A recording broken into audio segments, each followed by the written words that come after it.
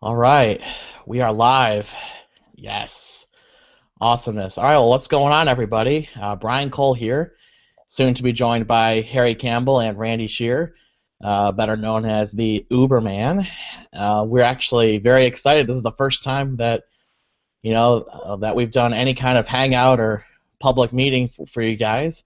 We're obviously very excited about it to be sharing with you guys our experience, and our tips, strategies, and advice for what we've learned, about driving for Uber, Lyft, and for Harry's sidecar as well. And why don't you, real quick, guys, go ahead and put in the comment box below this YouTube video if you can hear and see us okay, just to make sure that you can hear us, because that would be wonderful, right? All right, we are live. Yes. All right, we just went live on the Google Hangout. That's what you heard in the background. So that we're actually going to be on a little bit of a delay here. So, Harry, I don't know what's going on your end, but I still don't hear you. Nope. Nothing. Make sure your mute icon is not on accidentally in the Hangout. Can you hear me now? There we go. All right. Finally. What's going on, man? Hey, what's up, Brian? How's it going? Great. I'm just setting up a little microphone over here. Nice. Yeah, that's that same mic you use for your podcast, right? This is my podcast mic. Apparently, my computer mic is not working right now, so luckily I have this one, and hopefully I'm coming in clear. Yes, very, very clear. Why don't you go ahead and quickly introduce yourself to everybody? Yeah, definitely. So for those of you guys who don't know me, my name is Harry Campbell, and I actually run a blog and podcast for Uber, Lyft, and sidecar drivers. My site is called The Rideshare Guy. It's at therideshareguy.com. And basically, I started driving about 9 months ago for Lyft, and then I switched over and tried Uber, and now I do all three, Uber, Lyft, and sidecar. Basically, the goal of my site, though, is I just try to help empower drivers. Everything from earning more money to explaining things like taxes, insurance, interviewing people in the industry, which is fun for me because I don't have to do too much work. I just get to interview them. And Nice. pretty much all that good stuff. So I'm sure some of you guys have heard about my site, but if not, now you know. Yeah, definitely. Actually, what's pretty cool is, when I first started doing research, which was about August of 2014, last year, and I came across a lot of different blogs and YouTube channels and stuff like that. Hmm. And Harry's blog was a key resource for me to actually do my research and to actually be able to see, well, is Uber going to be a good opportunity for me? Should I quit my job to do this? I'm kind of a personality where if I really want something, I'll go get it. I'll make it work for me. And after reading Harry's blog and watching Randy's YouTube channel, those were the two main deciding factors for me to actually get involved with doing ride sharing. And here we are 5 months later, and I'm working with both of the people that got me into the whole Uber and Lyft thing. So this is really, really cool. It's a true testament to what Harry and Randy have done for the ride sharing industry. So I just want to give you, Harry, a quick shout out here. I still don't see Randy. I don't know what happened. Yeah, he put a video on his YouTube channel that said that this hangout was supposed to start at 9 o'clock Central Time. Got it. Oops. Yeah. Well, so is it just me and you on right now? Right now it's just me and you, and on what's supposed to be his hangout. So So, yeah, we're kind of crashing his little party a little bit. so is there anyone watching, or is it just me and you? No, we got people. We got All 12. right, cool. We got 12 people watching right now. Awesome. What's up, guys? Yeah, I mean, I guess touching on that, I mean, one of the cool things that like you mentioned, that you kind of saw what Randy and I were doing, and it kind of inspired you to become a driver. And now, obviously, you're working with both of us. And I think that really just goes to show that, I mean, one of the things that stood out to me when I was watching your videos, because obviously I'm kind of like a ninja when I go around looking at other people's blogs and other people's videos. And I don't ever comment, I don't ever reach out, but I'm definitely aware. And people are always emailing me when there's good content floating around. They're always telling me about it, and they're always saying, hey, you need to go check this guy out, or you need to look at these videos or something like that. And I think right off the bat, I could really tell and notice with you that this is someone who realizes that, hey, whatever Uber was or whatever Lyft was, the situation today is what it is today. Let's not worry about the past and worry, oh, I used to make this amount or I used to do that. The reason why so many drivers are onboarding and things like that is because of the flexibility, and the reasons that you joined in the first place are the reasons that other people are joining. And I know that you always mention on your videos too, and I've seen some in Ubermans, that, hey, the opportunity is there if you're willing to go out there and take it. You can't expect someone to hand you a $30 an hour job on a silver platter Yep. just when you flip on your app, right? There's going to be a lot of people clamoring to get that type of job. So I think that's one of the cool things about the stuff that you do and the videos you've done in the past and going forward, is that you definitely show that you have that work ethic. And I mean, I've never put in a 50 to 60 hour week driving Uber, but you have. And so I think it also brings a different and unique perspective. Yeah, definitely. Why don't you share everybody, Harry, when you started doing ride sharing, when you started your blog, and then start going into little details about what you've learned about ride sharing over the course of your time doing it, and some tips that could, obviously help our viewers here make the most out of driving for Uber. Yeah, definitely. So, I mean, like I said, I started about 9 months ago. I started driving for Uber and Lyft, or for Lyft first, actually. And I switched over to started with Uber about a month or two later. I think when they had that $500, I call it a steal a Lyft driver promotion, and that was pretty much easy money in the bank until this week when Lyft had their $1,000 promotion, and that was even easier, but Right. for new drivers. So, Oh, yeah. I mean, I guess what I saw at first was, obviously this was something that I did. I work full time and as an engineer, and I saw this on the side as just a great way to earn a secondary source of income. I've always been really big about, I follow all of these entrepreneurs and passive income people who are always talking about diversifying your sources of income and not depending on one source of income, or not depending on your day job, because let's face it, it's easy to get comfortable doing the same thing over and over. It's repetitive, it's not super challenging, but it's also, at the same time, it pays the bills or gets the job done. And you really see those types of parallels with drivers and Uber. A lot of drivers are going out there and doing the same things, and they see that, hey, rates are going down, new drivers are coming on, and they're complaining about that. They feel like they're almost entitled to have this great and cushy job. And one of the things that I really think that one of the reasons why my site, I think, is valuable is because I try to make people think outside the box and think about other ways that they can make money. And I mean, for an example, I did a podcast just a few weeks ago on 4 drivers who are going above and beyond to promote their side business while they're driving. Now, obviously, it's not the main focus of their driving, but they go out and when people ask you, what's the first thing I always ask you when you're driving, they say, hey, what else do you do, right? They want to know about what you do on the side. And these drivers were telling them, oh, I'm a masseuse, or oh, I'm a writer, and they were ended up, they would make sure that they have marketing materials on hand, whether it was just a business card or what they offer.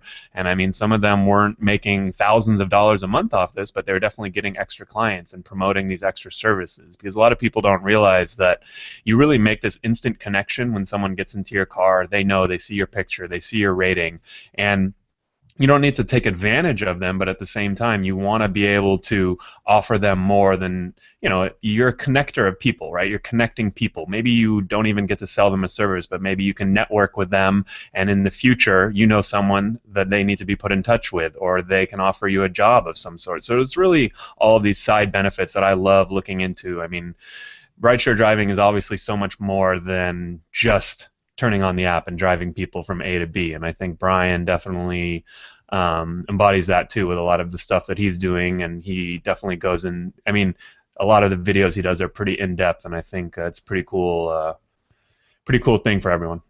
Right, sometimes a little too in depth. I've got people saying, "Dude, your videos are way too long."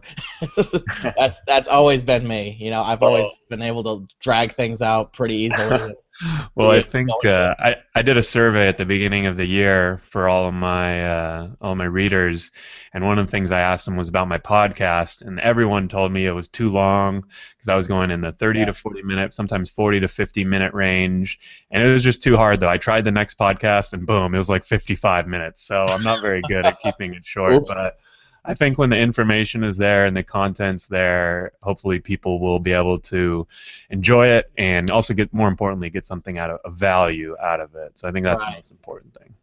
Oh yeah, absolutely. Yeah, thanks for introducing yourself to the audience. I'll go ahead and introduce myself now and talk for a little bit, and hopefully Randy will decide he wants to join us here in a little bit. But anyway, he's gonna laugh when he sees this. Um, I'm obviously Brian. I've been doing ride sharing since September last year, so now it's been a little over 5 months. It'll be 6 months around the 20th of this month. But it's felt like it's been a lot longer because for most of this time I've been doing it full time. And during 2014, it wasn't just full time; it was overtime. I'd worked a lot of hours doing Uber starting out. Because I was in a little rough spot financially myself when I started out, and I wanted some extra cash. And like, okay, well, let's work hard and let's see where I can take this. And I ended up working 70, 80, and there's a few weeks I almost touched 90 hours a week. I mean, I do not recommend doing this at all. It was very rough, but at the same time, it was completely worth it. I made some very, very good money doing Uber here in Cincinnati, Ohio, where I currently drive. And I worked very, very hard right up till about New Year's. And then I obviously by that point I was able to get back on my feet and be able to cut my hours significantly off the road. And now the last couple of weeks I've actually been a part-time driver, but for the most part I've been doing Uber, 40, 50 hours a week, and it's worked out tremendously well for me. A lot of experiences. I'm sure as any Uber driver could tell you. We could write a novel on all the stories and stuff that has gone down in our cars. It's been an absolute blast. I've met some amazing people doing this whole Uber thing, and that's kind of my quick stories, quick Snapchat. Anyway, I'd say a couple things that I've learned, that would probably help people is, especially for new drivers. One, you can't accept pickups that are like 25, 30 minutes away. I mean, I see a lot of new drivers getting sucked into that. And I did too for a while, because I thought, oh yeah, I drive a Prius, drive a beast of a car, I can do this, which is true. That part of it's very, very nice. I can get anywhere very fuel efficiently. The problem with that is your time. You've wasted 30 minutes that you're never going to get back, and you made $0 doing it. I see this a lot from new drivers. That's actually going to be my next YouTube video, is to make one of the most common rookie mistakes people make. Another common rookie mistake that I had to learn was chasing the surge. Sometimes I see surge pricing 2, 3, 4, 5 times. I'm like, yes, awesome, and I'm not in the surge zone. I'm well outside of it. So I was like, oh, let's drive as fast as I possibly can to the surge zone. And by the time I got there, it was gone. I was like, oh man, I missed it. And I drove all that distance to try to, get, trying to make a few extra bucks to, take advantage of the surge that was going on, only for it to be completely disappeared. So that's definitely a couple pieces of advice that I would personally give. What do you think, Harry? Good advice? Oh, you Yeah, muted yourself out. I muted myself. All right, I finally found the YouTube chat, so I'm on there now. But Nice. yeah, definitely. No, I think that's all pretty good advice. I guess for me, because I kind of started at and I looked at it from a part-time point of view, and I was always telling drivers, hey, I guess the best situation to be in is when you don't depend on working 40, 50, 60 hours a week. And I came at it from a little bit of a different angle because I was always looking at it, hey, how can I maximize my time out there as a driver and be most efficient as possible, right? And so that's really where I kind of started on my Uber and Lyft journey as far as driving. I was always looking at, hey, what are the most profitable times to drive and when can I make the most money? Because I guess that's what, I mean, honestly, especially looking at the most popular articles on my site, it always has something to do with money. It's how much can you make with Lyft and Uber, comparisons of Lyft and Uber. So, I mean, I think a lot of times we like to talk about the differences between Lyft and Uber and the things that we enjoy about one service or the other, but at the end of the day we still want to get paid a fair wage and make money because I mean let's be honest, there's things that I would rather be doing. I would rather be hanging out with my wife, I would rather be hanging out with my friends, but I can still make some money on the side, and Uber and Lyft are a great job if you want to make that extra money on the side. That's probably one of the greatest things about doing this whole Uber Lyft thing ever since I started doing this full time is that this is flexible. I mean, this is something that you can log in and log out whenever you want to, and it's an opportunity that a lot of people, take for granted. And for me, it's like, well, I start feeling tired, then after I finish dropping off this passenger, all I have to do is log off and go home, and then I can sleep in for however long I want to sleep in, and then whenever I'm ready to start driving, just go ahead and log in. Who else can say that? You can't obviously do that on a regular job. You've got your regular 9 to 5 doing your having your gig, and you have to be in the office or at your workplace at a certain time, and then you get out at a certain time. Usually it's one of those 9 to 5 things.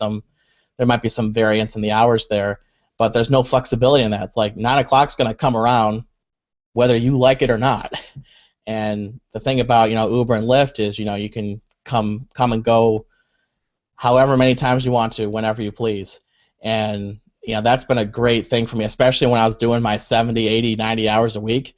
I made sure that when I got home, I was going to go to sleep, not set an alarm clock, and just sleep in as long as I possibly could, and then just wake up and eat breakfast and hit the road. That was a really, really good way to do it. I'm trying to load the comments here, actually, Harry. Do you see the comments where people are leaving stuff? Because I can't find it. Yeah, I do. I'm on the YouTube link. I'll send it over to you. There's a little bit of a delay, but I see a few commenters out there right now, some familiar names. So thanks, you guys. Thanks all you guys for joining. Let's see, we got Ryan, Ty, Andrew, Cassie. So those are just a few of the comments that I'm seeing right now. Okay, yeah, I see them I now. think, are you able to pull up those comments now? Yep, I see them. Awesome. Cool. So, I mean, go ahead. one of the things you mentioned that I think was really important was the flexibility aspect.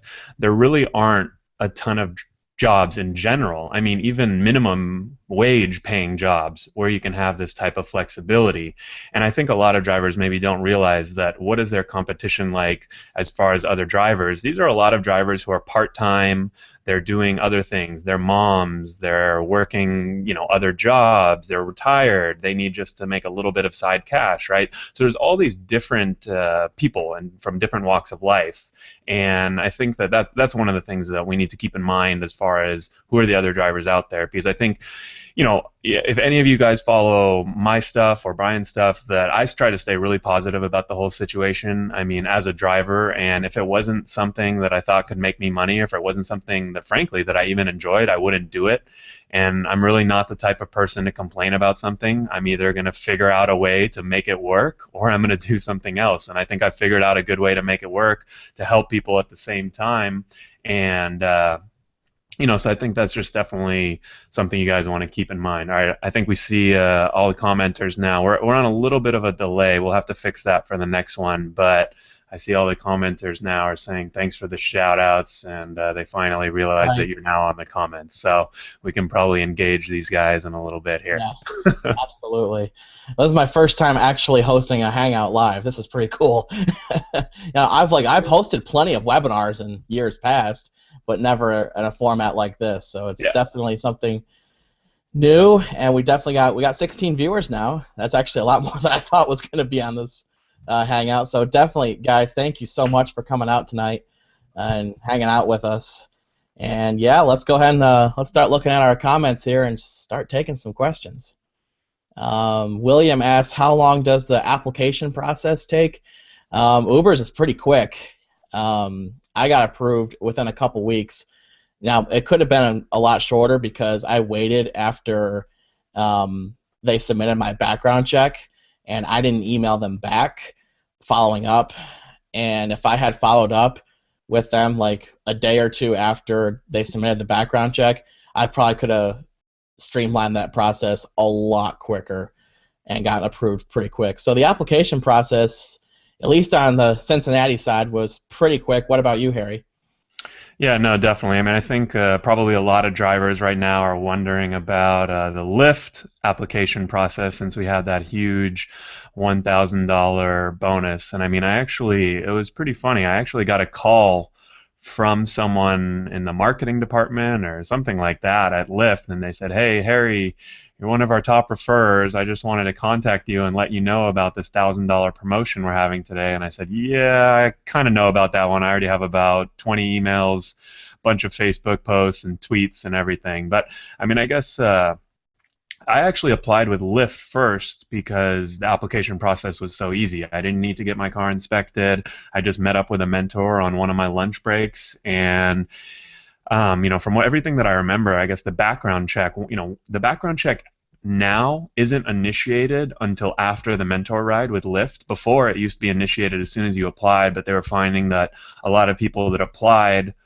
didn't end up doing their mentor ride, and so they were wasting a lot of money on background checks that way. So now after the mentor welcome ride, the background checks start, and that's when it goes from anywhere from 2 to 3 days in a best case scenario to up to 1 to 2 weeks. So that's definitely something you guys want to consider. Yeah, actually, funny thing is, my Lyft application process took like 5 or 6 months. But of course, a lot of that was unnecessary. Actually, my Lyft approval process was nothing short of a hassle. I really had to follow up with Lyft every single step I made because they would not email me back at all. Like, okay, like I submitted my picture, what next? And then a day later, they'd be like, oh, your picture was no good, we need another one. Submit another picture, never heard back. Hello? And that was the whole application process was like that.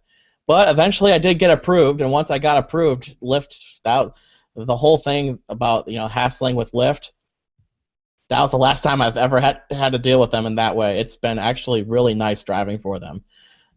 Especially, Lyft, you're able to accept credit card tips, unlike with the Uber app. So, driving for Lyft definitely does have its advantages. Yeah.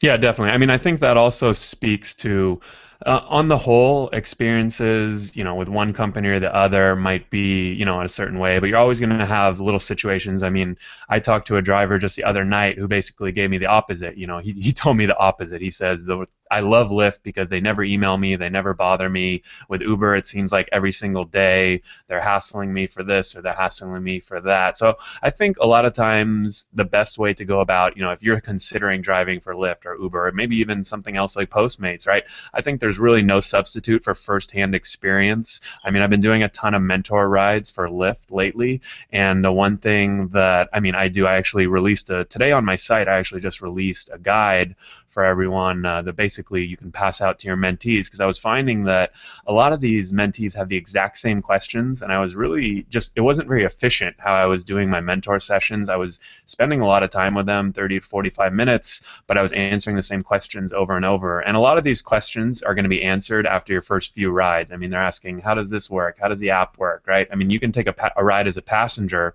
which is a huge thing that I recommend, and that's how you can learn so much right there. And so that's really just another thing. So I see we have a couple questions coming in right now. I asked about maybe you want to take the first one from Thomas.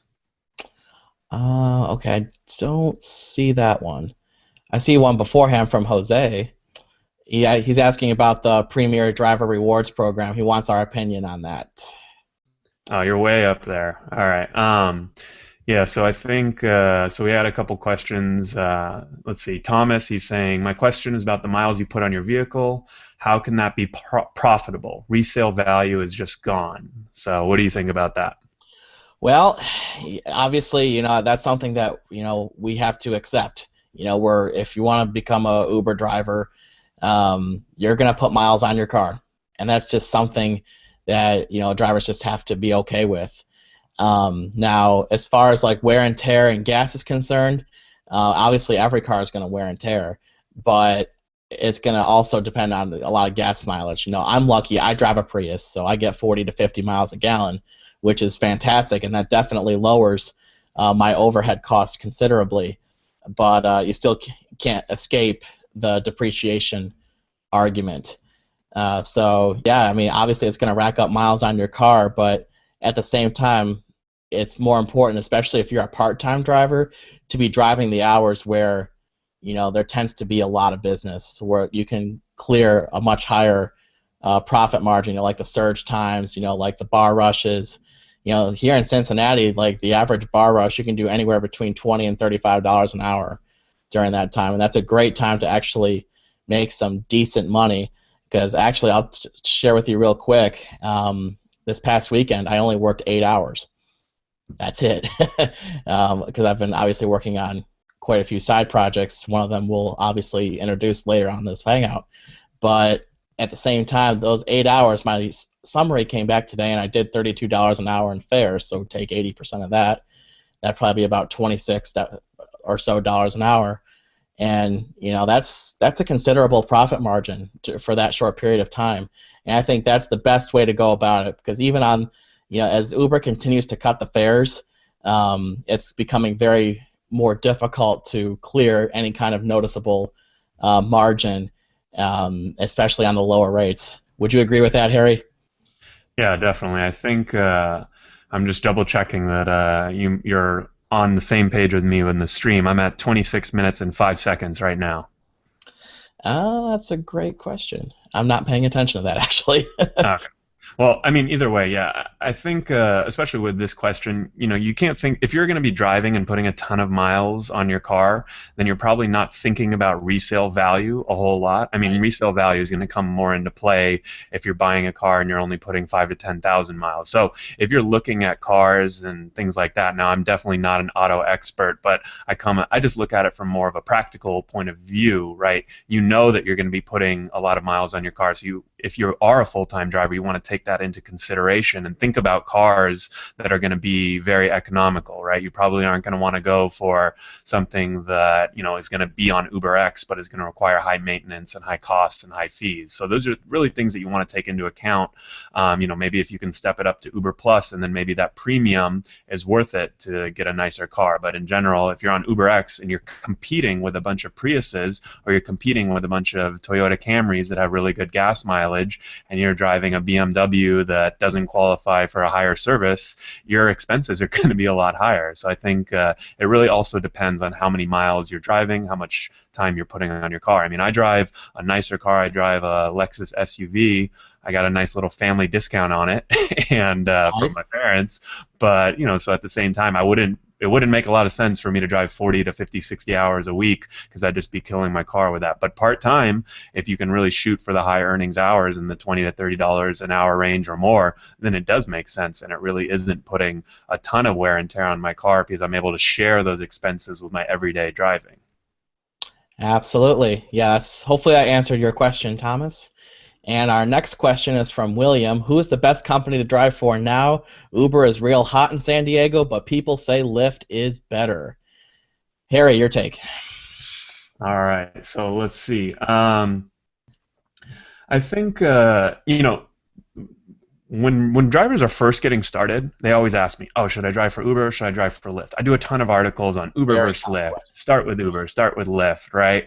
And the thing is, if when you're just getting started, I would pick one, right? The reason why you should pick one is you want to get the hang of it. You want to, first of all, see if you even like doing this, because you might start driving and you might hate it. The money might not be what you were expecting. You might not want to drive certain hours, or in your market, right? There's very different conditions in every market. So I mean, the cool thing though about being a driver, which is really good for Uber and Lyft, is the fact that it's a very low barrier to entry, right? So any driver can pretty much, as long as you have a clean driving record, a decent car, a smartphone, and a pulse, I kind of like to make that joke, you can get on, right? And you can be approved and you can start driving. And I think from there, it's really up to you. Instead of thinking about which is the best company to work for, think about how you can leverage both companies to work for you, right? Because right now, I talk about a lot that in a lot of smaller to mid markets, Uber is really the only game in town, and you might not have a ton of options. So in that case, Uber might be what you need to do. But in the larger markets and even increasingly in the mid-sized markets, a lot of these other services are coming into town. I mean, I've done a ton of stuff on Sidecar lately. I've done a ton of articles and posts on Sidecar. I mean, they're just blowing up right now on the East Coast and Midwest and really coming out with some great promotions for drivers and riders. And so it's really just being aware about what these other services. Now, I don't recommend that you go out and sign up for 6 services at once, but keep things manageable, right? Think about 2 or 3 and diversifying your income with more than just Uber and Lyft. And they're really, like I said, other people might be telling you this isn't working, but maybe you can make it work for yourself. I mean, I know a big thing right now is people are doing Postmates in Southern California, and on the surface it might not seem like a whole lot, but you can actually get tips, and you get the full delivery fee, and then Postmates charges on top of that. And if you don't have a car, you can ride a bike. So there are a lot of these cool things that you really don't know until you start looking into the company. Yep, I'm going to agree with Harry on this one, as I typically do. Actually, I did drive for Uber first before Lyft. It took me about 5 or 6 weeks into my time driving for Uber before I got approved for Lyft, and it really helped me, get a lot of experience with, driving, because obviously Uber is, generally in most markets, Uber is going to be the big player in town. That doesn't mean that Lyft is not going to be there, or you're not going to get any rides with Lyft. It's just that I think a typical driver who does both is going to find that they do more rides with Uber than they do for Lyft. That's just the way it is. But I think the nice thing about Lyft is that during the times where it's a little slower, if you drive those hours, keep both phones on, and just put yourself in a position where you can accept a ride on either platform, and then just shut the other one off once you do. And once I started doing that, especially as a full-time driver, I started staying a lot busier. And of course, time is money. And if I'm driving, then I'm making money, because I'm obviously not going to drive around waiting for a pickup. I'll just drive to a spot, and that I would be more than likely to get a ride, and then just sit there and wait. And usually, now that I got approved for Lyft back in early November, my wait time is usually either drastically cut, or now I hardly don't even have to wait at all. I can't remember the last time I actually drove somewhere just to sit and wait for a ride since getting approved for Lyft. So it's definitely a good thing to do both at some point eventually, but I think Harry is right in saying, pick one platform and just test it out, try it out for yourself, see if that's something you really want to do, and then once you get used to it, add the other platform. Yeah, and I see one of the commenters here said, I don't understand why to do both. I have no downtime with Uber. And I think that is a good point, right? You really, because introducing 2 apps is going to add more hassle, and if it's not worth it, if you are getting enough requests, I mean, I usually say that I only turn on both apps if I have a lot of downtime. If not, I'll just go with whatever's making me more money at that time. If it's real busy, I'll try to stay with Lyft because the rates are a little higher in my city and I can get tips with it. If it's surging, then I'll stick with Uber. So, but the main reason why I say that you should at least be signed up with both and have an active account is because you really never know the situation that's going to come up. I mean, I can think of a few just off the top of my head.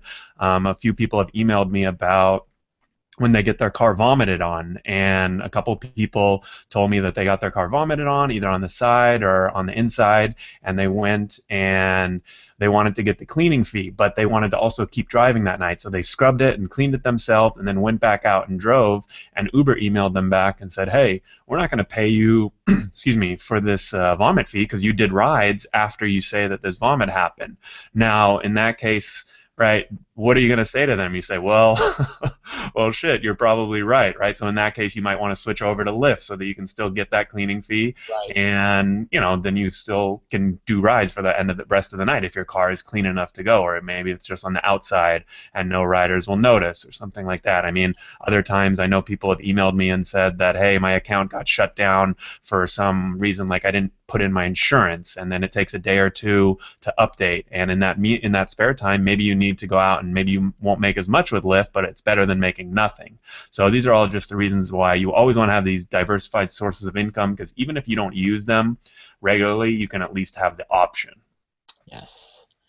Good answer. Okay, next question comes from Jeff. It says, how far can a passenger request to go, and what is the limit? Lyft, there is a 100-mile limit, at least here in this market, and I do not believe there is a limit here for Uber on how far someone can go. Is there a limit out there, Harry, for Uber? I think there's got to be some limit at a credit card level. I mean, I know that they probably can't Yeah, charge that's true. more than a certain amount, but that might be something we can look into and take a Oh, but look. people also got Unfortunately, charged for the surge pricing that was pretty high. So yeah. obviously the limit's pretty high. Yeah. So I see another good question. We probably won't be able to answer every single question, but I'm going to pick out a few good ones here and there. Yeah, definitely. Go ahead. One comes in from Ryan, and he says, "What is your best advice to escape the downtown areas where one gets caught doing $4 rides?" Now, I'll let Brian handle this one. But the one thing I want to say is a great point, because as you guys have probably realized, obviously the longer rides are the better, and I mean I think we all realize that by now. But the problem, especially now with these $4 and $5 rides, after you take out a dollar safety fee, and then after you take out 20%, and if you're in a new market like SF and you're a new driver, it's 25%. So you could end up making $2 or $3 on these minimum fare rides, where it's going to take you 5 minutes to drive to a passenger, maybe even a couple minutes waiting for the request, 5 minutes for them maybe to come down if they're drunk upstairs, right? So these are definitely good questions. So, Brian, what do you think about that one? Yeah, especially after the latest round fare cuts here in Cincinnati, they lowered the minimum fare from $5 to $4. So a lot of those people who were doing those downtown rides, they really got bit by this one, because before they would earn $3.20 per ride, and now it's $2.40 a ride, and that adds up very, very quickly. So you definitely want to be able to put yourself in a position where you would be less likely to get a ride for that. Well, my answer is, if you really don't want a downtown ride, turn your phone off. That's probably the best solution, and then drive to a spot where you're more comfortable being at. Now, if you want to keep your phone on, that's up to you. Sometimes what I'll do is, if it's like, I don't know, 7, 8, or 9 o'clock at night, one thing I'll do to try to position myself downtown in a place where I would most likely get a long ride would be to try to take someone home from a restaurant. So pretty big, fancy restaurants in Cincinnati's got plenty of them, and definitely a lot of different neighborhoods. So I know Ryan drives in my market, so he's from Dayton, and he drives up there too. But I know he drives here in Cincinnati as well, so I'm sure he'll have more specific questions about my market. But that's how you avoid the downtown rides, if for anyone. If you don't want it, then just shut your phone off, put yourself in a spot where you can be more comfortable with, or a spot where you would be more likely to get a longer ride, and then turn your phone back on. So that'd be the solution to that. Yeah, definitely. I mean, I think it's a little counterintuitive too. It's a good question, because, I mean, I remember when I first started, I was saying, "Hey, I'm getting all these ride requests. This is awesome." I mean, and every city is different, but at the same time, they all have these downtown areas, the bars area, the restaurants, right? Things like that. And while it might be different in Cincinnati versus LA, for example, but you still have a lot of these same strategies that will apply. And I think that's one of the things we tried to do with the course, is really make it so that no matter what city you're in, that these strategies and tactics will apply, because we're never going to be able to go individually one by one and give you city specific strategies to make money. Say, hey, you need to go to this place and that place, because there's just so many cities, right? There's hundreds and counting. So what we're trying to do, especially with a lot of the content that I produce and Brian produces, is use case studies or examples from our situations, and basically show how they can be applied in other cities or other situations. So I love that tip about turning the app off. I mean, I did a whole podcast about how I was driving on July 4th, and basically I was just taking people from inland, 10 to 15 minutes inland, straight to the beach, dropping them off. Every single ride was at 3x surge, and I would turn the app off because I didn't want to get any rides near there because it was just a madhouse. I'd drive 15 minutes away, turn it back on, boom, right back. So I was doing 30 minutes total, but I was just getting rides nonstop. Nice long 15-minute rides on 3x surge, so you can imagine that the fares were pretty good, and I didn't have to ever get stuck in traffic or deal with any of that kind of stuff. So I think, I know you mentioned that you had a couple people in your market. Let's see, I wonder, maybe you guys can all comment and let us know where you're from. Obviously, like I mentioned, I drive in the LA, Orange County market. Brian's over there in Cincinnati, so I definitely would be curious to hear what you guys have to say, or sorry, not what you have to say, but where you're from, just to see what kind of audience we have out there. So Yes. I know Randy, he's from what, Oklahoma, right? Yes, Oklahoma City. Oklahoma City, cool. So that guy is still MIA, just in case you're wondering. I He'll heard probably back be from on him. in about 17 minutes. Is that when he thinks it starts, or? Yeah, I heard back from him. He says he's going to try to make it at that time. All right, sounds good. Oh, Harry, I got a question. People are asking about our course. Would you like to introduce it to us? Yeah, sure. Is there a specific? All right, so let's see. We got a couple answers coming in. Santa Barbara, cool. Yeah, what is the question? Oh, yeah, they want us to introduce the course. Oh, all right. They want us to introduce the course. Cool. Yeah, so basically, as you guys know, everything that I do is, I've been working on this stuff for 9 months. I started driving, and literally the first day that I started driving, I started blogging about my experiences too. And I'm an engineer by day, so I'm very analytical, and I'm very attention to detail. So I was giving a lot of detail, and that's kind of just how I am. And so I started blogging about this. I started podcasting about my experiences, and basically just the whole goal, like I said, I'm really just trying to help empower drivers. And I guess I like helping people. I want you guys all to succeed. And to be honest, selfishly, I mean, I think giving out strategies and giving out tips reinforces those things with me, right? When you guys ask me about surge pricing strategies or how to avoid these $4 minimum fares, then I go back and I rethink, hey, am I doing a good job of doing that? How can I do a better job of avoiding those $4 minimum fares and $5 fares, or maximizing surge? And so that's kind of selfishly one of the reasons why I like talking about it, because it really reinforces a lot of these strategies with myself when I'm out there driving personally. And along those lines, I've built up hundreds of articles and tens of hours of podcasts, and now YouTube. I followed Brian and Uberman's lead with the YouTube department, so I have my own YouTube channel too that I'm releasing videos, and Brian is helping me over there. And really, I wanted a way, though, that I could streamline a lot of that information. So everything that I do, I give away for free. I have it all in podcasts, videos, articles. But I'm not going to lie, there's a ton of information, and I make it really easy, or I try to make it as easy as possible to get all that information.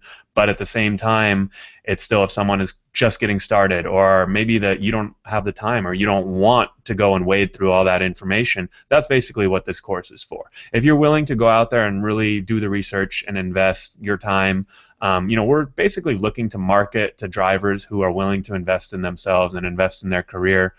We want people who think like us, basically, and that's really, when I found Brian, I knew that he'd be the perfect partner for this course, because we think alike and we have a lot of the same strategies and tactics. So it was definitely a good partnership from the start, and I'm pretty excited with the final product. I think you guys are definitely going to enjoy it. So I think we can probably talk a little bit more specifically about what's in it. But yeah.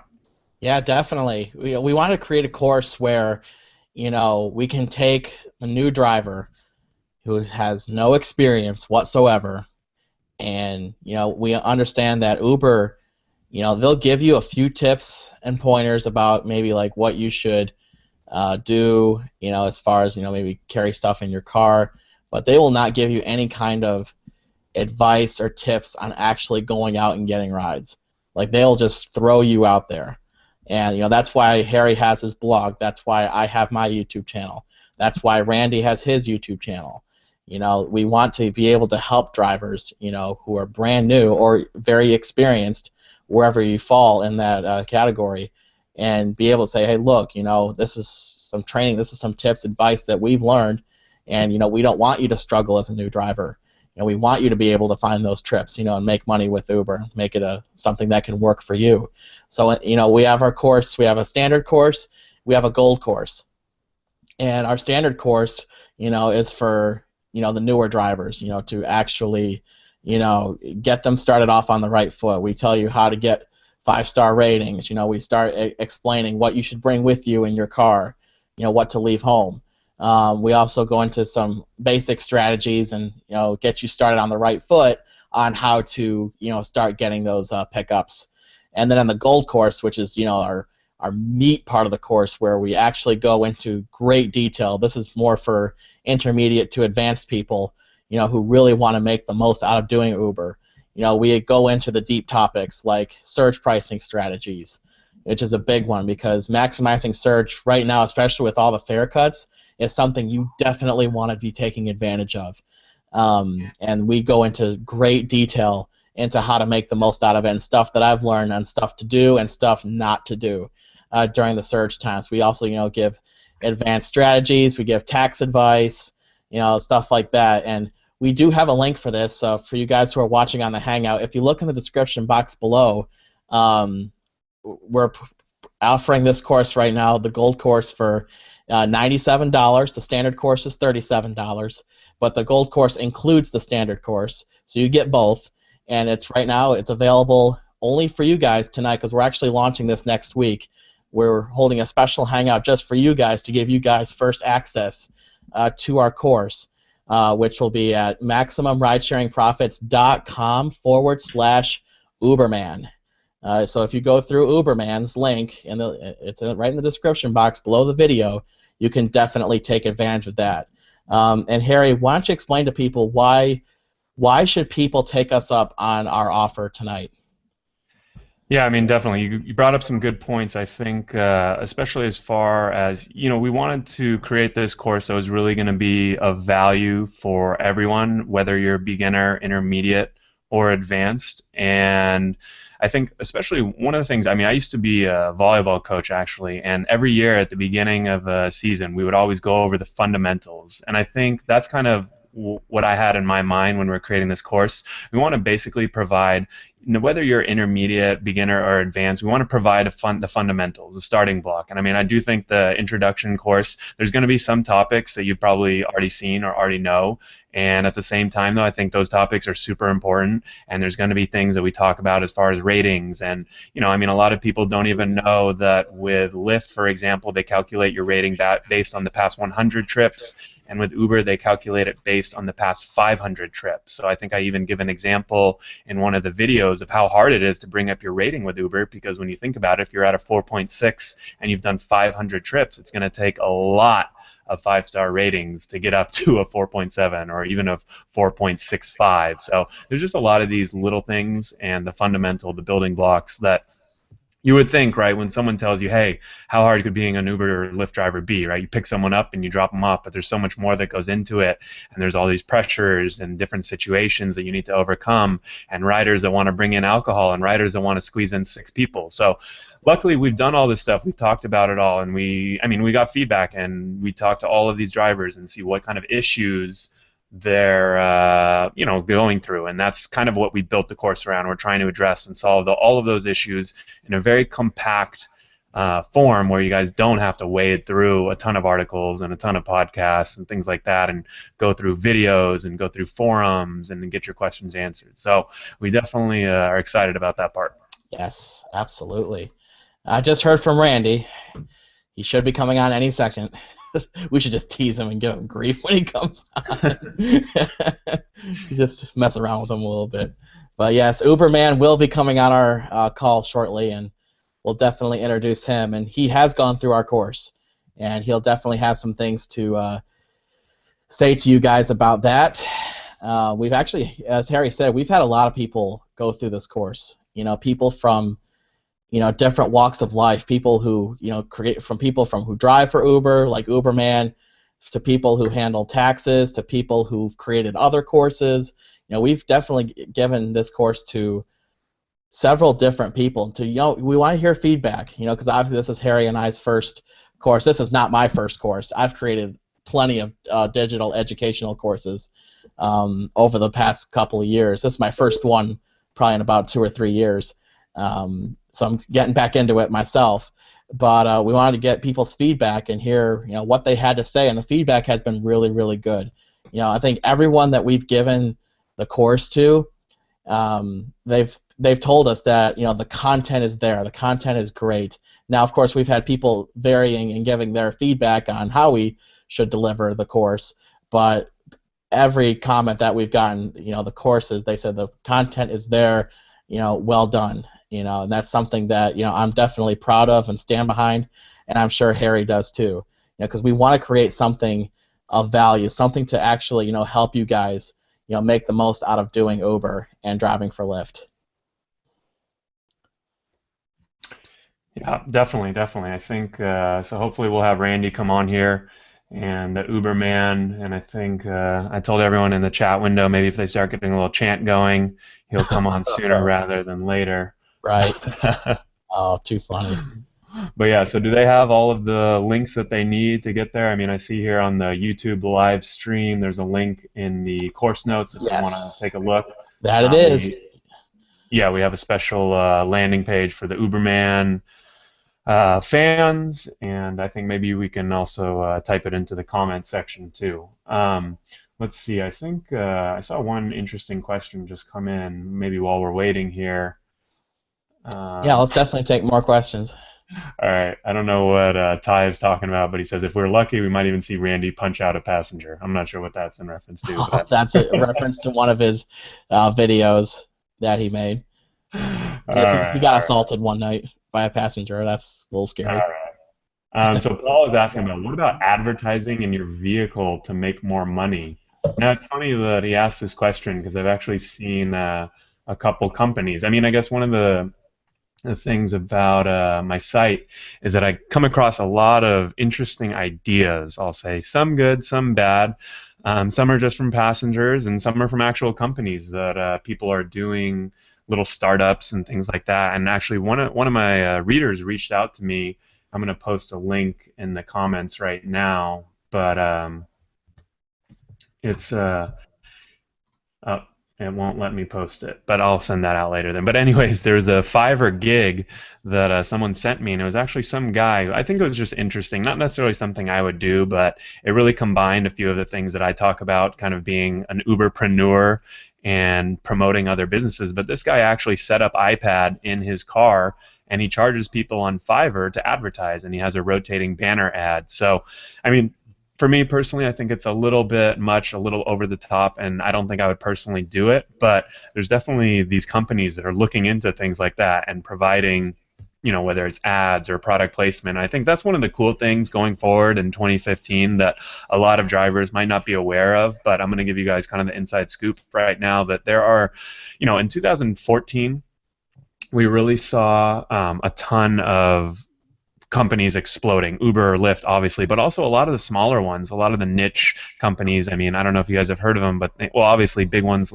like Sidecar, Postmates, but also, I mean, there are a couple that come to mind like Buddy Truck and Schlepp It, which are two basically just deliveries or Uber for truck type services, Hop Skip Drive, which is just for kids, and I mean, the list goes on and on. I have a huge list on my site that I keep, but that's one of the cool things that going forward in 2015, we're starting to see all of these other resources popping up to help drivers. So companies are starting to realize, hey, there's hundreds of thousands of drivers, and they all need things like information on taxes, information on insurance, just social. I mean, I know companies are working on social networks for drivers. I mean, it's just a lot of cool stuff that's being developed right now. So I definitely, I mean, I feel like I'm a little bit, I'm lucky because I get to see all this stuff when these people pitch me these products, and obviously they kind of want to get free publicity through my site, but at the same time, it is cool. And if a product comes along that is ready for market, I mean, a lot of these are in development stage, but it's definitely cool to see a lot of these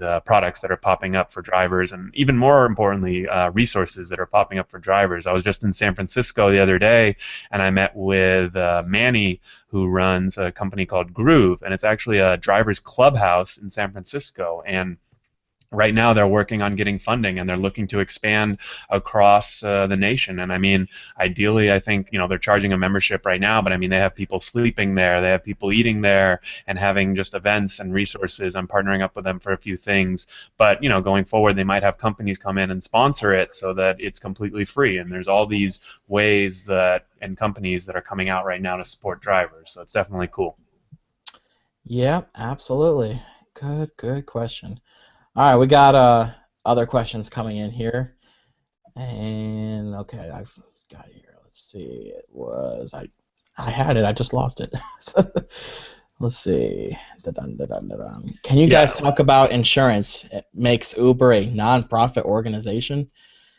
I think that was the first time I heard that one. I'm not sure what that means, but I see a couple people they seem to like. Ty is talking about he did 140 rides last week. Imagine all the leads this business can generate, and oh yeah, I mean, I think that's definitely a good point. I mean, it kind of goes to a lot of this stuff that I've been talking about personally on my site, and Brian too. There's all these ways to really look at driving for Uber or driving for Lyft, for getting ahead in life and promoting other things, promoting other aspects. I mean, like, look at Brian. He started a YouTube channel based off his experiences, and Uberman too, right? Now, I'm not necessarily saying you need to do that, but there's a lot of opportunity with things surrounding rideshare or promoting businesses in general. I mean, I had a reader email me just the other day about he's in a band, and around Christmas time he was just going around. He only drives Lyft around Christmas time, and he's looking for people that need his band for holiday. Or he just started around Christmas time. He's looking for his people that want to hire him and his band for a holiday party, and that just shows you. I mean, he said, "Hey, I'll do 3 weeks worth of rides. If I get one lead or one conversion off of that, boom, we just made my band a few $1,000s." So there's lots of these other avenues that you want to think about. Yep. And there's a lot of different situations that someone can use Uber to leverage into something else. I think you mentioned about the guy who sold his bracelets and jewelry in the car. And then there's people like myself who use a YouTube channel, and then the band story. And then in another situation, I feel like if someone's between jobs, who's unemployed, who's trying to drive for Uber to make some extra money on the side, if they drive during the daytime, during the business hours and take a lot of business clientele, they start making conversations, connections. You never know who's going to be in your car, who's in the same walk of life as you are, doing something that you want to do. Hey, there he is. What's going on, man? Gee, we're wondering where you were at. No, dude, he's right on time. I know, right? Well done, Randy. Well done. Hey, leave it to me to screw it up, right? Oh, it's all good. I figured it was an honest mistake. I saw your YouTube video at 9 p.m. Central. I was like, no! Well, I'm sleep deprived, so I'm just going to blame it on that. Oh, yeah, dude. Well, it's all good. Actually, we're glad you came on. There's a lot of people who were very happy that you hopped on here. So, yeah, for the last hour, Harry and I have been talking it up. We've been actually answering people's questions that they've had, and we kind of introduced the course a little bit. Why don't you go ahead and tell your audience, Randy, you went through our course. What did you think? What are your thoughts on it, and why should people get it? Well, it's very well put together. I mean, it's very, very well organized. That's one of the things I love the most about it. From the start all the way to the end, you put everything in order from, where you really need to start all the way through the most complicated things that you need to be understanding, like surge pricing and even getting into taxes. I mean, you guys covered a lot of ground, and there's nothing else like it, and there probably won't be anything else like it unless, some copycat comes along and tries to do it themselves. But you guys put a lot of work into it, and even people that have been driving like myself for 16 months or even longer, you could go on there and learn a few things that are going to really help you increase your profitability. So I love it. I thought it was great. I had no idea what to expect when you sent me the link, and I went through it, and I mean, just you guys did an amazing job. The way you guys alternate back and forth through the courses, it's a lot of fun. You guys keep it entertaining. It's not like you're going to school and you're pounding something into someone's brain. It's fun and it's easy. So I think it's a great idea, and I think people are going to love it. Yep, absolutely, and anyone can take advantage of it. The link is in the description below. Standard course is $37, but the best value is definitely our gold course, which is at $97. Includes both. Link is there, MaximumRidesharingProfits.com/Uberman. All right. Now I have a question for Uberman. Are you ready? Yeah, go for I it. think he's ready. All right. So where can I get one of those leather jackets, man? I like the look. I love leather jackets. I got this one from the mall in. You have more than one? Oh yeah, I've got a lambskin one in the closet. This is a Calvin Klein, and I got it from a mall in Terre Haute, Indiana. I don't think they sell them anymore. I've had it like 3 years, and I'm gonna wear it out until there's nothing left of it. Nice, man. Because I'm not gonna lie, I have a nice leather jacket, and Dude, my wife doesn't let me wear it though. She thinks I look too much like a greaser when I wear it, whatever that means. I'm not sure. People tell me I look like a mobster. I don't think I look like a mobster. I don't look intimidating at all, in my opinion. But you know. Nah, jacket's sick, dog. Thank you. Yeah, definitely. No, I just wanted to. This is the first time I wanted to thank you though for taking the time to go through our course, and I definitely think kind of a lot of the points that you echo. That's really who I mentioned before you came on. We really tried to. I think it's important to start from those fundamentals because even if you are an advanced or experienced driver, there's a lot of things that you forget and that you might not realize until someone goes over them with you. And that's one of the things that I love. I mean, people always ask me what's my biggest piece of advice for new drivers or drivers in general, and I think that I learned the most actually from taking a ride as a passenger. I think that as a passenger, you learn so much because one of the coolest things I think I ever learned was that I started thinking, hey, when a lot of drivers, they say, hey, when does the experience start, right? When do you think it starts? They say it starts when you go and pick them up at your house. Is that right? No. No. I mean, the experience starts as soon as they request the ride, right? And as soon as you're there, I mean, as a passenger, because I did this myself, as a passenger, I would request a ride, and I see the guy sitting there. I'm like, hey, Uber guy, let's go. I can see you sitting there. You're probably smoking or, like eating a burrito or something like that. Like, I see you. You're not moving, right?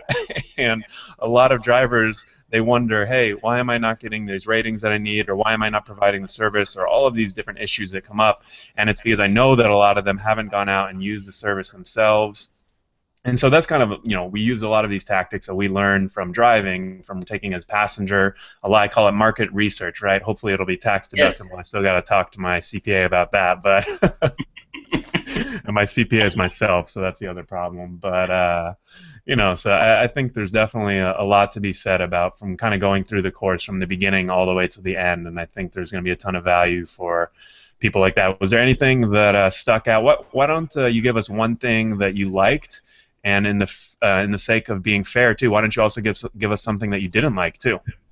Well, the only thing that I didn't like originally was the way the front page was laid out. As far as the videos go, there was nothing that I didn't like about the videos. The video quality at first was a little sketchy, but I guess that was an issue with YouTube or something. You guys got that worked out because it was like the next day and it was back up and running again. I think we upgraded, man. We're paying the big bucks now for the hosting. Yeah, we paid big bucks to upgrade our video hosting. Now it's way better. Honestly, going back to the fundamentals, I think is something that I was getting fed up with Uber quite recently. I was about ready to just toss the towel in on it. I was getting burned out. I was tired of dealing with passengers and all kinds of drama that's been going on, and I went through this course. Really came out at a good time because Brian sent me the link and I looked at it, and I mean, just it lightened my mood for one. That was a big thing because I was starting to get in this mindset of just this is just bad. I don't want to do it anymore. And you guys helped lighten the mood for me, and you brought me back to the fundamentals, like you said. That's really what I think kept me going. I've been doing this for so long that I'm just burned out, and it's just like I got into this routine of just doing the same thing over and over and over again. And I didn't think to just take a step back and go back to where I started from. I'm so busy trying to chase guarantees, follow how many hours I've got to work and how many runs I've taken per hour in order to get this money. And finally, I just said, you know what? I'm just going to stop. I'm going to walk away, and I'm going to start from scratch, and I'm just going to drive. I'm going to go back to what I started doing. I'm just going to start driving again. and it really made me feel a lot better about what I'm doing, and I love it. I mean, I'll still chase guarantees, from time to time, but it's good to just take a step back sometimes and just do what you started doing. It was an enjoyable experience. Just step back, drive, and enjoy the experience, and provide a good service for the customers. Well said. Yep, definitely. I think, Randy, there was a question that came in for you. Someone wanted advice on driving in a market where you live over 20 miles away from downtown. That's a good distance to live away from downtown, in my opinion. I used to live about I live 130 35 miles. in Cincinnati. So. 20 miles is a great location. I would prefer to stay around the suburbs, the outlying areas around downtown. If Uber is not really a big deal there, then find something. There's going to be something nearby that's popular. There almost always is.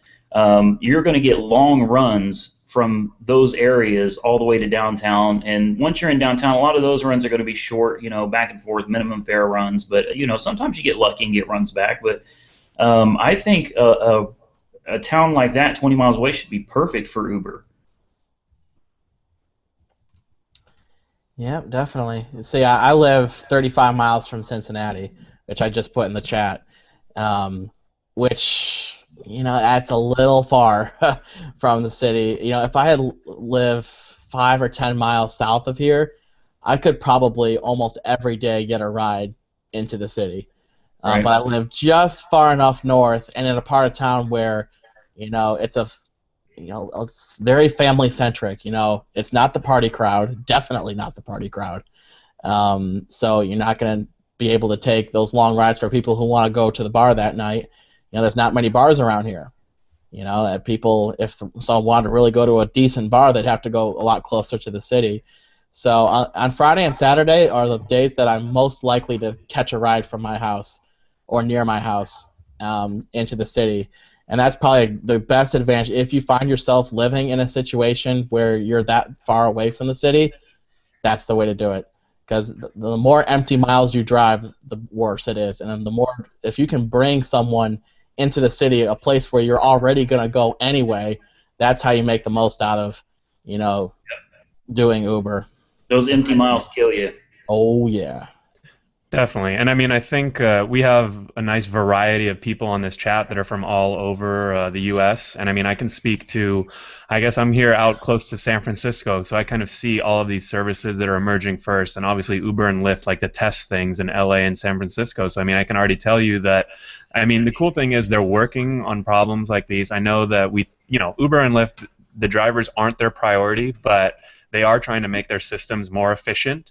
And it's not going to be overnight, but just for example, right now Lyft is testing the destination filter out here in San Francisco and LA, and it actually does just that. So on any Lyft line ride, it will actually allow you to set a destination. So if you live out in the suburbs and you want to go to downtown, you can set your destination as downtown. You start heading that direction, and you'll get any riders that are also headed in that direction. So you're only matched with passengers in that direction. And now, obviously, that service isn't rolled out in every city. I can't wait till that hits here. Right now. What's that? I can't wait till that hits here in Cincinnati. That'll be great. Yeah, but there's all sorts of these different options and services that are, I think, I talked to Randy a little bit about this, and when I got a quote from him for what's the outlook of rideshare in 2015, and I think the biggest thing to keep in mind is that right now, the state of, how things are right now are by no means what it'll be in 1 month, 3 months, 6 months, 1 year. Things are changing literally overnight. Insurance was a huge issue for a year, and now it seems like every insurer is coming out with some type of hybrid policy, and I suspect that will be resolved in full by the end of this year, just because now these companies are realizing that, hey, we're losing money. So, there's a lot of these cool items and issues, I guess, that basically that's kind of why sometimes people make fun of me, but I have a pretty positive outlook on rideshare and just the whole industry in general. I've gotten a lot of flack for that too. I get a lot of flack for being positive about Uber. It's still a valuable opportunity for those who want to see it. Yeah, it really is. But he's right. You know, everything is changing, and it changes so rapidly. It's ridiculous. You know, new policies are being set in place by different states and cities. You really don't know from one day to the next what's going to happen. And for me, that's part of the excitement of it. You know, I don't know exactly what's going to happen when I get up tomorrow, or you know, maybe a new rideshare company is going to pop up. You know, I think that would be great. I'd love to try something other than Uber, like Sidecar or something. I think that'd be really awesome. Do they have Sidecar in Oklahoma City? If they do, I don't know about it. I looked it up when I moved here, and no, Sidecar didn't exist. I don't think they do. Yeah, it's not here either. But it's in Harry's market, though. Lucky. Yeah, it is. It is in my market in LA. I will say it's not hugely popular. It's definitely, you know, it's kind of like Lyft is to Uber as Sidecar is to Lyft. I guess if that makes sense. Well, that's sad. So, you know, but the thing is, they're doing it a little bit differently. I mean, they're only in 8 or 9 or 10 markets, and the markets that they are in, especially on the East Coast right now, I mean, everyone's telling me that they're. I mean, in Chicago right now, one of my riders, Scott, is just making a killing right now with Sidecar, and there's some really cool things that. I mean, I think Sidecar is the best app for drivers since you can set your pickup filter. So I mean, you can decide where you want to pick up, and you can decide where you want to drop off. You can set your own prices. Yes. So I mean, there's some really cool things that people are doing. I can give you guys a quick story since I was in San Francisco last weekend about it. He was actually an Uber driver. And what he did was, so he lives in San Francisco. You basically have the city up north. The airport is about 20 miles south, and then this guy lived 20 miles south of the airport. And every morning, what he would do was, so he actually worked at a startup during the day. And so what he would do is in the morning he would turn on Uber, he would wait at home getting ready and all that kind of stuff until he got a request. And 9 times out of 10, since it was early in the morning, these people would be going to the airport. Obviously SFO is a huge airport, and there's a ton of airport rides in San Francisco. And so he would maybe once in a while get another ride, but eventually people would be headed in that direction. And so he would use that to his advantage and either drop them off at SFO, or sometimes they would go all the way into the city. And so, boom, he just would get his one-way paid. And then he would do the exact same thing at night. He would turn on the app, do a few rides around San Francisco, and eventually someone would be heading down to SFO, and I actually got him on my way to the airport, so it was just funny how he was telling me about his strategy, and it actually does work because I got him on the way from the city to the airport. And I mean, this guy, I'm actually going to be interviewing him in a couple weeks, but it was just really cool the way he was doing it. I mean, he was like the Uber superstar, the way he leveraged Uber, had a day job, and then not only that, but he recruited one engineer at his company. It was a passenger. He was driving, and he talked to this engineer and convinced him to like come work on the side for his startup. And then he actually got somehow hooked up with a guy at Google Ventures, and now they're going to take a look at and get a pitch for his startup. So it's just a lot of these cool stories that are coming out there, and I think it really goes to these people who are thinking about how to think outside the box and leverage it to be as effective as possible. And obviously, you know, that's a very unique and non-typical case, but I mean, really, I think no matter what city you're in, there's opportunity like that. You just have to be willing to think outside the box. And I heard a good quote today that said, if 99% of other people aren't doing it, you either have a really good idea or a really bad idea. So Truth. I think I kind of butchered that quote. I might have to look up the actual one, but I was kind of just going off the top of my head. Yeah, it works. I'm with Randy. It works.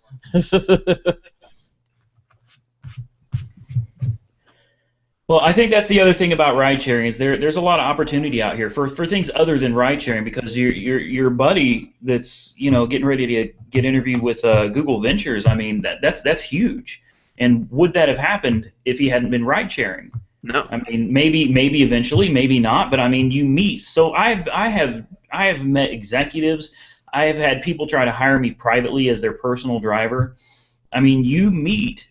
Not regularly, not all the time, but I mean, you do meet a fair amount of there's famous people, and all you have to do is just strike somebody in a positive manner, and they like you, and you don't know where that's going to take you. I mean, this is much bigger than just driving somebody around. This can change your life.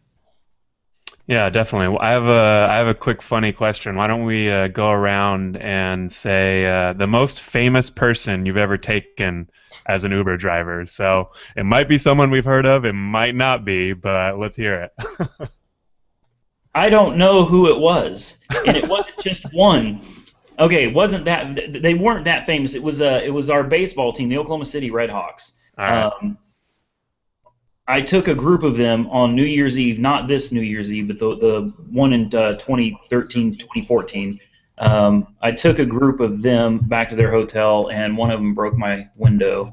And Oh no. yeah, it's okay. I mean, they paid like a $300 and some fare, so and Uber got my window taken care of. But I mean, they weren't ridiculously famous or anything. But they out here they would have been famous. But I don't follow our baseball team and things like that, so I don't know. Nice, nice. Well, I don't think I've taken any name people, but I've taken a lot of people who have had direct ties with famous people.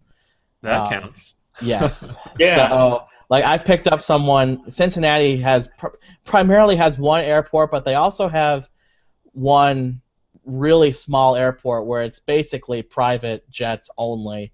They only have a couple of commercial flights that go out of this airport every day, and it was actually a private pilot, two private pilot jet flyers, I think, single jet, twin jet, something like that.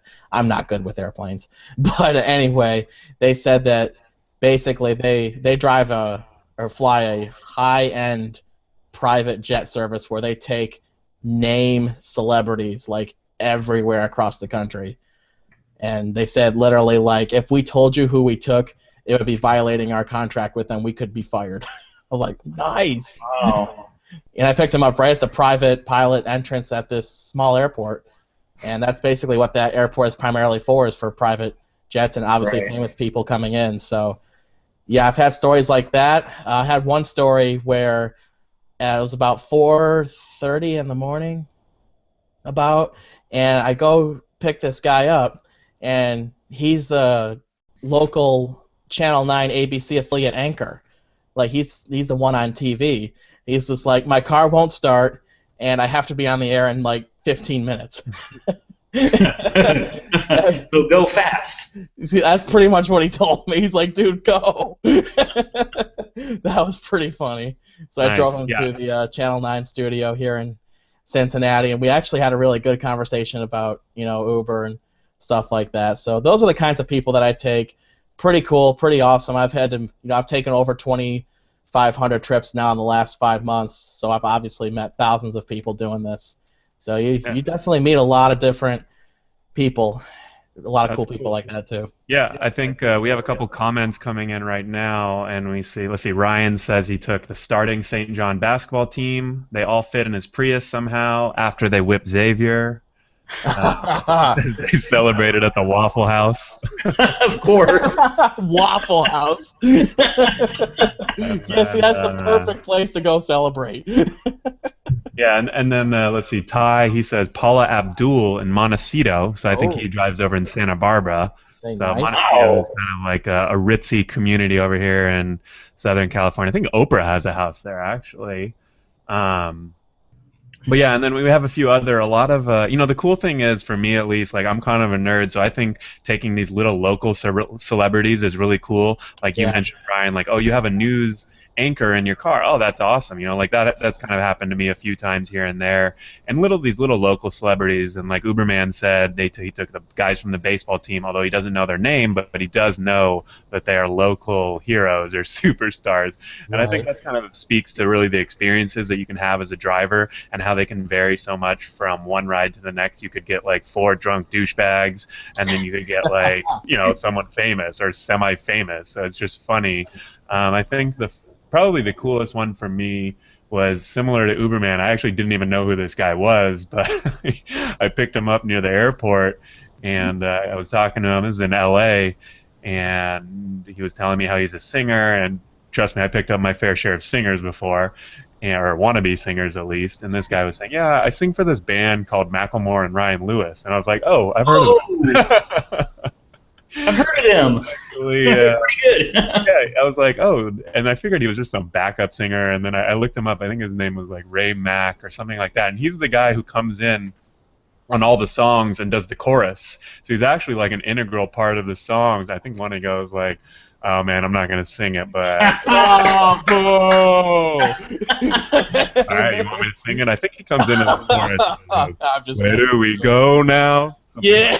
I think you guys may know what part I'm talking about. But yeah, so I think that just kind of speaks to the type of people. And these little experiences, I think, are kind of what keeps me coming back. And I know Uberman was talking about at times it can be a drag, and at times things can kind of get you down. But at the same time, if you think about, I mean, it really just depends. Like, obviously, it really depends on your outlook if you come in there with a positive attitude. And I think that's the other thing that we did with this course, is we really tried to keep things in a positive light and think about not only ways that you can make more money, but how can you make your experience better as a driver. I mean, if you know how to handle all of these douchey frat passengers, it's going to be a lot more fun, right? It's going to be a lot if you know how to handle these guys, because it takes a certain attitude and a certain type of behavior. You can't just be a dick to certain people. You have to treat everyone a little bit differently. If you go in with the same attitude to every single rider, you're going to have some problems, right? And I think that's what a lot of these nuances are really what we're trying to help with, because at the end of the day, it's super easy to pick someone up and drop them off, but it's all these tiny little things in between, like, do you have an aux cord available in case they want to play their own music? Like, I know, and I think Uberman released a video. He had a little music spat with some. I don't know if that was a pass. No, I'm just kidding. But there's lots of these little things. So I don't know. What do you guys think about that? Oh yeah, Well, absolutely. Yeah, definitely. My aux cord stays hidden in my door, and typically, if they ask for it, I tell them I don't have one. But that's a personal preference type thing, and you know what? Things like that will definitely affect the rider experience and ultimately affect your rating. But there are so many little things that go into each ride that differ from the previous rides. I mean, you've got to be diverse in this. You can't just have this mindset that one size fits all, because every passenger is different. Every passenger's mood is going to be different, and you have to be able to adapt to those situations. Some passengers are going to talk your ear off, and you just have to listen. Some passengers are going to sit there and stare at their phone, and you're going to have to just be quiet. If you're a talkative person, bite your tongue and leave them be and let them do what they're doing. It's exciting, because you never know what's going to happen. You don't know who you're going to pick up. You don't know what the experience is going to be like. As far as I'm concerned, as long as they're not puking in my car or getting some kind of crazy way, I don't care. It's fun for me, and that's what this was all about. It's making money, doing something you enjoy doing, having a good time, meeting people, getting some social interaction. Oh yeah, definitely. Actually, I'll share one more story. I forgot.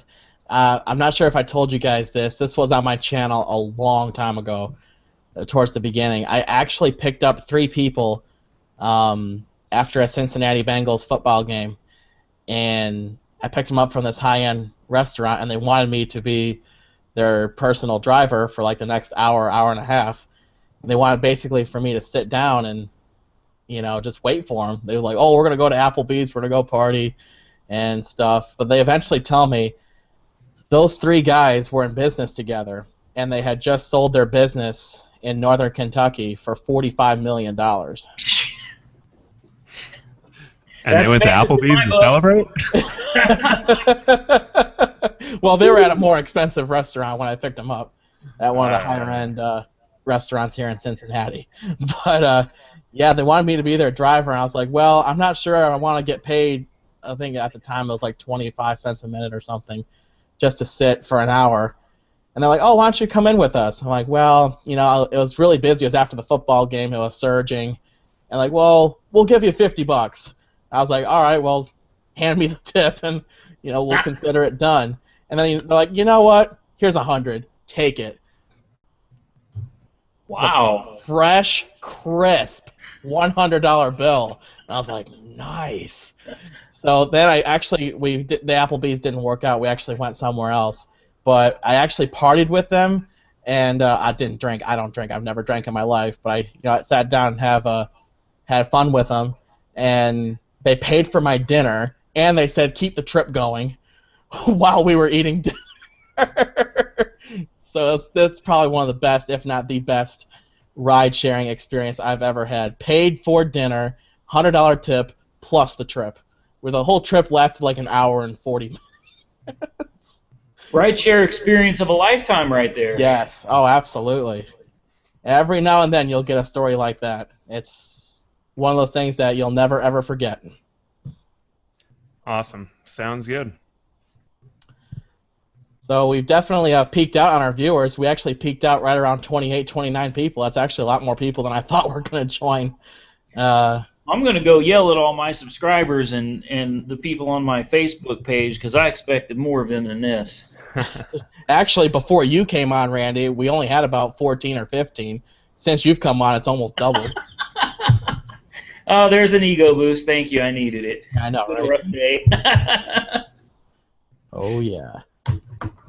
All right, got any more questions in the chat box we can go ahead and answer?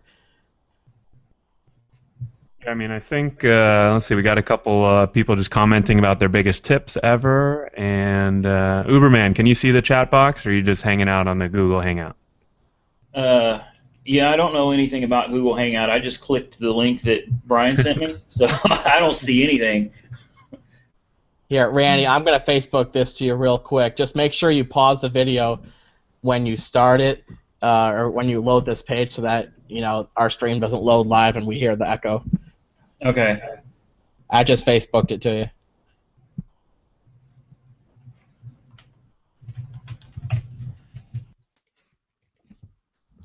And then click on the link, then pause the video, and then the chat box is live on the right side of the page.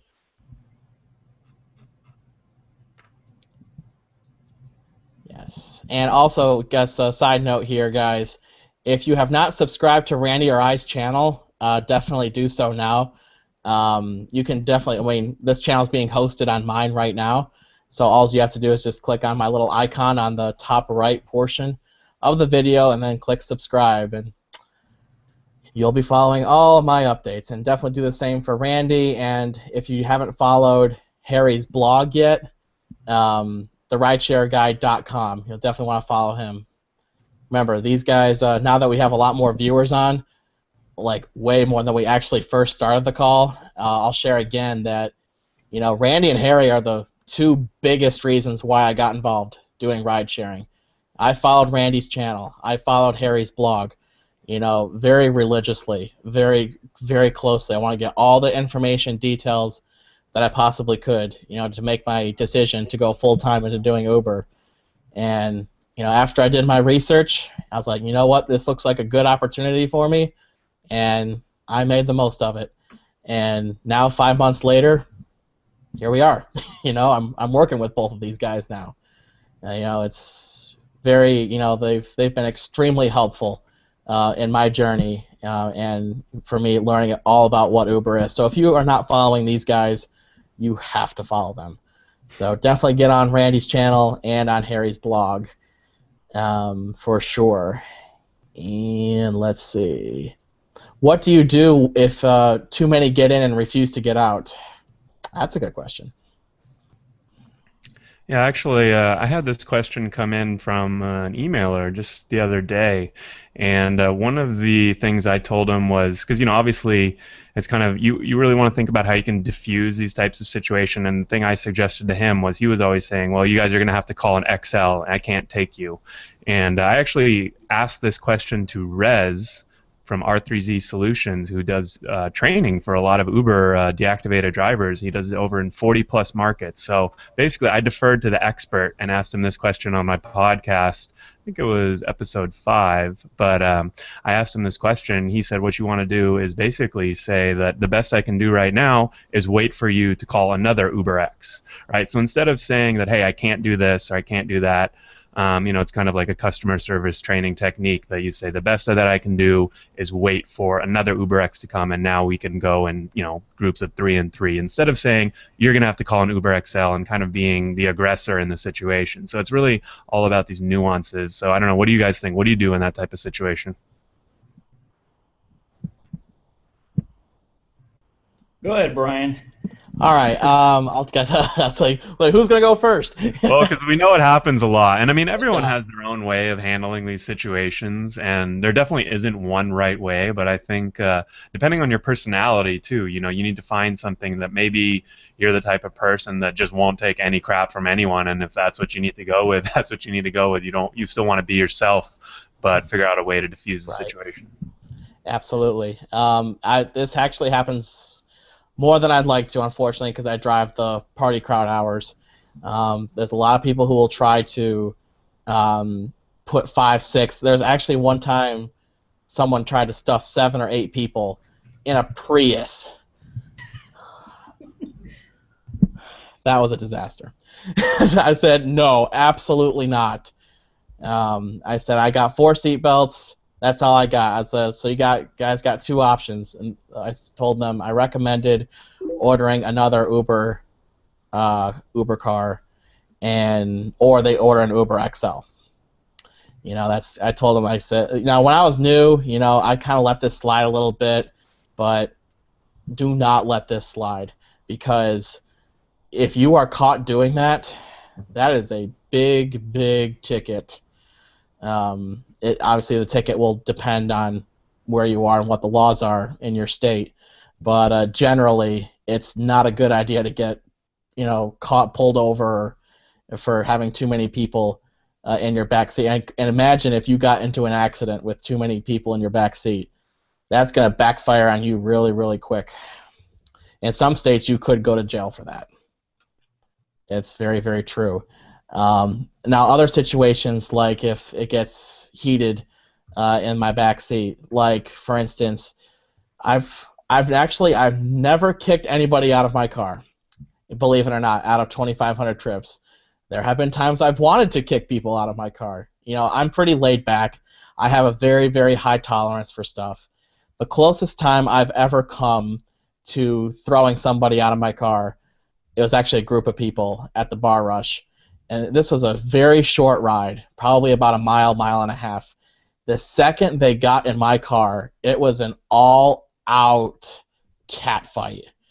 I mean, all out. And they just could not. It was about the most stupid middle school type drama. Like, who cares kind of thing. And if people fight, amongst themselves, whatever. I don't care. I have nothing to do with it. As long as they don't affect my ability to drive them, whatever. They'll get a bad rating, but I mean, I'll still take them. But at the same time, if anyone affects your ability to drive, like this cat fight almost did affect my ability to actually take them safely to their destination, that is when you pull over and throw them out.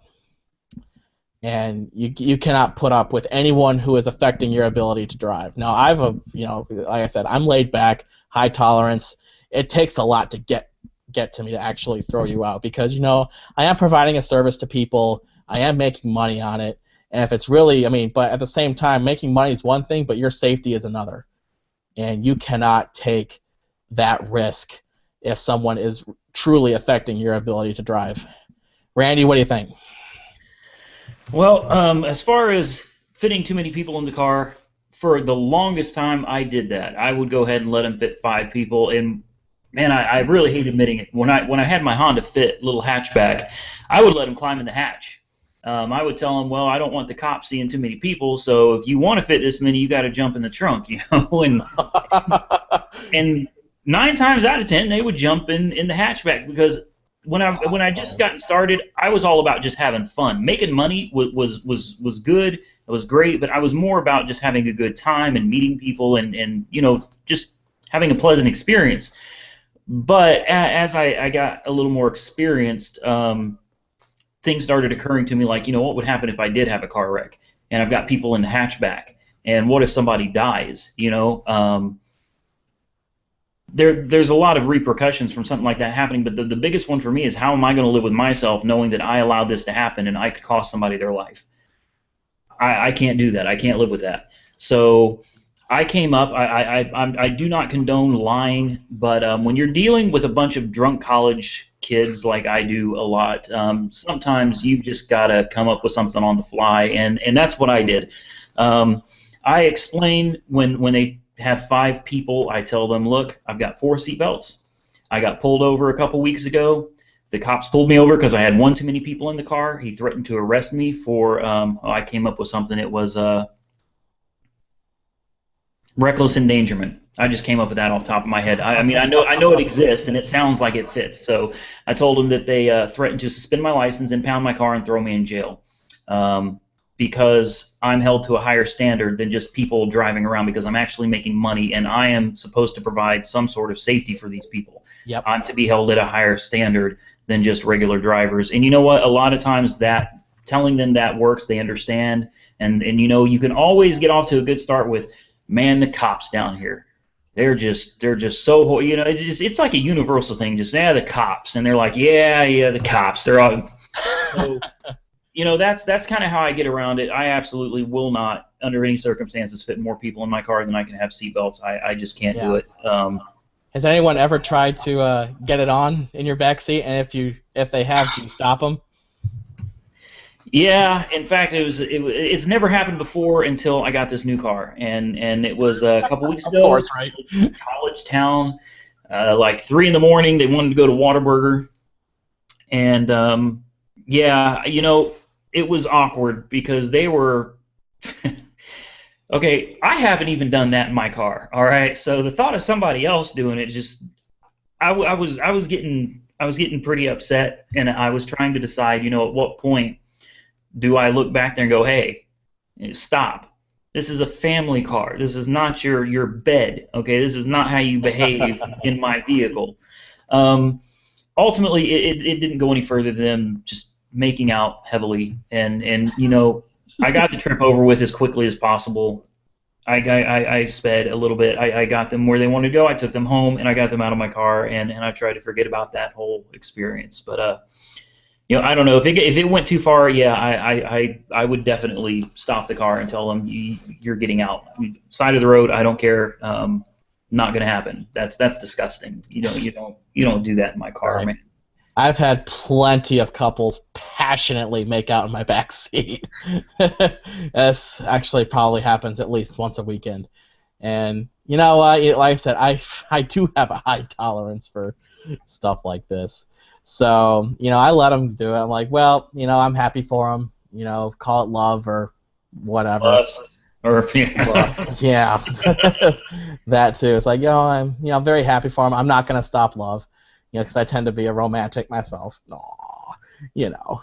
But anyway, like, I mean, no one's actually tried to do it in my car yet.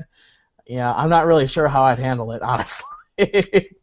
It's like, you know, if they told me, you know, just keep driving in circles, I mean, the fare's gonna add up. You know, I do have a sheet in my trunk. put it over your back seat. Yeah, no joke. That's actually probably what I do. Actually, the sheet is not even. It was there for something else, but I just tell them, okay, if you're really gonna do it, there's a sheet in my trunk. You can easily reach over it from my back seat. Just grab it, put it on the seat. Do what you gotta do. I'll keep driving. I'll keep making the money and whatever. But that has not happened yet. Not yet. Anyway, Harry, what about you? Yeah, I think I've had pretty much all the same stuff, and never gone all the way. But I've had a few boyfriends/husbands wanting to convince their girlfriends and wives to do it in my back seat, but that only happened a couple times, and they did not budge or give in. That's the closest it's got. sounds good. All right, well, I think we're gonna put this hangout to a wrap here. You know, because we've been on the air now for an hour and 40 minutes. We definitely were very happy to have taken a lot of you guys' questions. Yes, this hangout, someone asked this earlier, yes, this hangout is being recorded, and it will process, and then I'll give the video file to Randy, and I'm sure Randy will upload it to his YouTube channel, probably either later tonight or tomorrow. So yes, you will be able to go back, rewind in case you missed anything, and watch this hangout in full. And finally, one last thing. here is, of course, if you have not taken advantage of maximum ride-sharing profits, definitely do so, because we are actually showcasing it only to you guys, to Randy's following. Where Harry and I are doing our big launch next week, so you guys are actually the first ones to get a look at it. It's MaximumRidesharingProfits.com/Uberman to definitely take advantage of our offer. Harry, Randy, any last final things you guys would like to say before we conclude this hangout?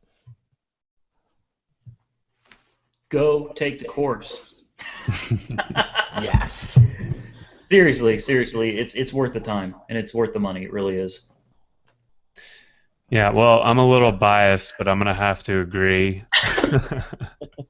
But no, I think so. If those are you guys, you're on the chat on YouTube, you can find the link. I'm trying to put links into the comments section or the chat, but it's not letting me put any links into that, so we might need to work that out for next time. But in the show notes, and then in the video we put up, you can go ahead and we have a link right there to Uberman's landing page on our site. And then, we have a ton of information just on our respective YouTube channels, on my site and blog. And so there's definitely no shortage of great information out there that's all free. And if you're, like we said, we kind of made this course to really make it a little bit easier to access and kind of take things to the next level. So we're looking for people who are willing to invest in their career and kind of work with us and, basically share in all of the knowledge. Because I know that you guys can probably speak to this, but man, I feel like I've learned a ton of this rideshare information, and I just feel like it's almost a waste if I don't share it.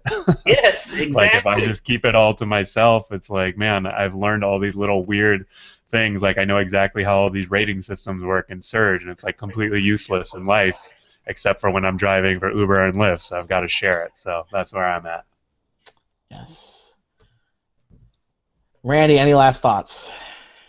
No. I'm tired. No, I'm kidding.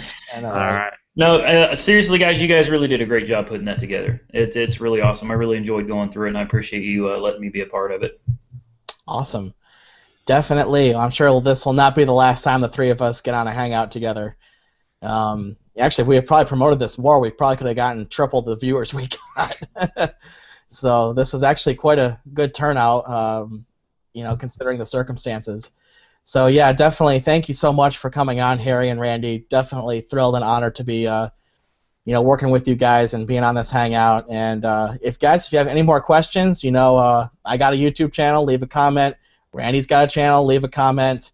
We have a group, actually. Randy does, Uberman Driver Network on Facebook. I'll be hanging out there after we hang up here very shortly, when we'll be more than happy to answer questions that maybe we didn't get a chance to address here on the air. So until next time, this is Brian Cole, and on behalf of Randy and Harry, we'd like to say good night and thank you for coming. Uber on. Yes, Uber on.